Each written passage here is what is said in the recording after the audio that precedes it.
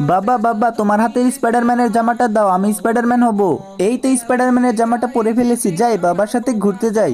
বাবা বাবা, স্পাইডারম্যান কত শক্তিশালী তাই না? আরে হ্যাঁ টমি, কিন্তু সামনে এটা কি হয়েছে? আরে তোমরা সবাই এখান থেকে চলে যাও, ওই রোবটটা সবকিছু ধ্বংস করে ফেলছে।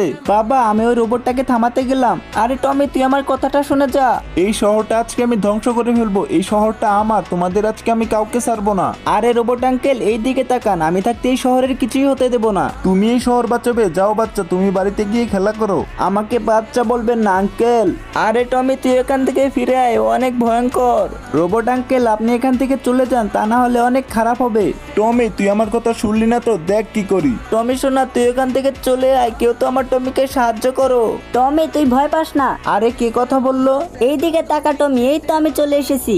আরে ও কোথা থেকে এলো? আমাকে যে করে হোক এখান থেকে পালাতে হবে। কোথায় তাস খারাপ রোবট? এই নে।